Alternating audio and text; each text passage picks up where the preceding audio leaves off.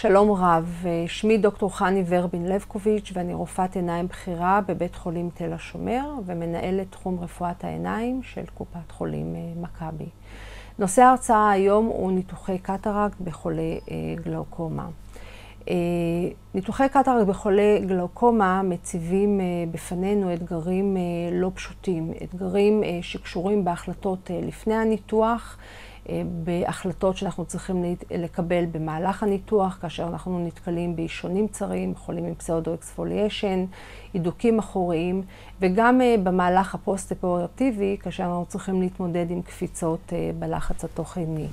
ואני רוצה להתחיל דווקא עם ההצגה של 3 מקרים שממחישים את האתגרים שעומדים בפנינו. המקרה הראשון הוא אישה בת 72 עם חדות ראייה ירודה ולחץ תוך-עיני גבוה, מטופלת בקסלטן וקוסופט לאחר לייזר ALT עם קטרקט, כיעור 0.9 ונזק לעצב הראייה. מדובר אם כן בחולה עם קטרקט וגלאוקומה לא מאוזנת, וההחלטה במקרים כאלה היא פשוטה בדרך כלל, אנחנו הולכים על טיפול משולב של קטרקט וגלאוקומה.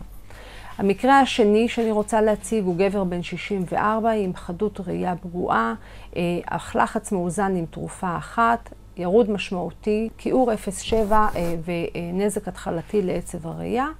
גם במקרה הזה מדובר בהחלטה יחסית ברורה, לחולה יש קטרקט עם גלאוקומה מאוזנת היטב, ולכן ההחלטה היא ניתוח קטרקט בלבד.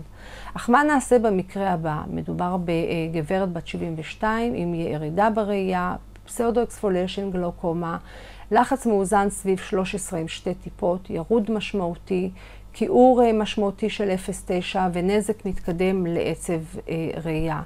מדובר בחולה עם קטרקט, עם לחץ מאוזן, אבל נזק מתקדם מאוד לעצב הראייה וגם לשדות הראייה. ולכן ההתלבטות היא בין ניתוח משולב וקטרקט, אבל אני לרוב המקרים האלה אלך על ניתוח קטרקט בלבד, ובמידה והלחץ התוך-עיני הוא יציב, ה-OCT הוא יציב ושדות הראייה הם יציבים, ובשקופיות הבאות אני רוצה להסביר לכם למה.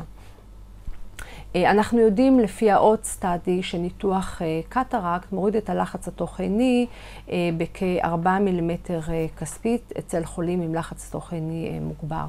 אנחנו יודעים גם ממחקרים אחרים נוספים שנעשו שבאמת הלחץ התוך-עיני גם בחולי גלאוקומה שעוברים קטרקט יותר יורד בין 3 ל-5 מילימטר כספית.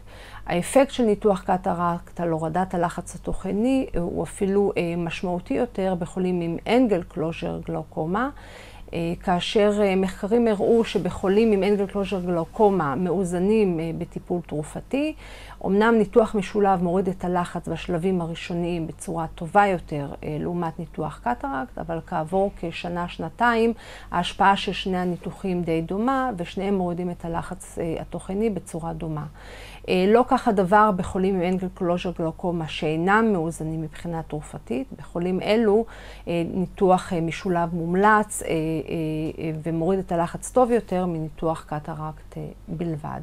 בתמונות של אולטרסאונד אנחנו יכולים לראות שבאמת ניתוח הקטרקט פותח את הזווית ומעמיק את הלשכה הקדמית ולכן משפר את ניקוז הנוזלים דרך העין. אתגר נוסף שעומד בפנינו הוא חולים שכבר עברו טרבקולקטומי וצריכים לעבור ניתוח קטרקט.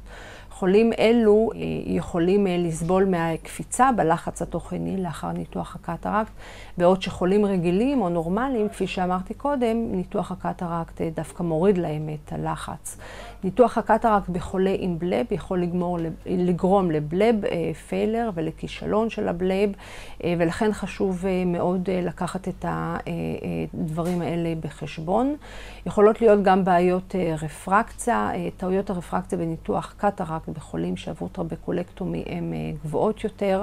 הלחץ התוך-עיני שעלול לעלות אחר כך יכול לגרום למיופיק שיפט, לוקח זמן יותר עד להתייצבות העין כ6 שבועות, ולכן צריך להתאים את חישובי העדשה בהתאם. החשוב מאוד הוא בעצם למנוע את המצב הזה, וכאשר חולה צריך לעבור טרבקולקטומי ויש לו כבר התחלה של קטרקט, לעשות ניתוח משולב. חשוב גם שבמהלך הניתוח, אם כבר עושים ניתוח קטרקט כזה, לשאוב את כל חלקי הקורטקס ולטפל בחולה בהרבה סטרואידים כדי למנוע תגובה דלקתית שתצלק את הבלב הפעיל. האתגר האחרון שעליו אדבר היום זה קפיצות בלחץ התוכני מיידית ב-24 שעות לאחר ניתוח הקטרקט. אנחנו יודעים גם ממחקרים שאנחנו עשינו שחולי גלוקומה מקפיצים את הלחץ התוכני ב-24 שעות לאחר הניתוח, וטיפול בטילופטיק מאזן את הלחץ, ולכן חשוב לתת טילופטיק מיד בסוף הניתוח. חשוב לשאוב את כל החומר הוויסקואלסטי במהלך הניתוח, להגיד לחולה להמשיך לקחת את התרופות למניעת גלוקומה שהוא לוקח גם ביום של הניתוח, ולהמשיך גם לקחת פרוסטגלנדינים אם הוא לוקח אותם באופן קבוע. תודה רבה.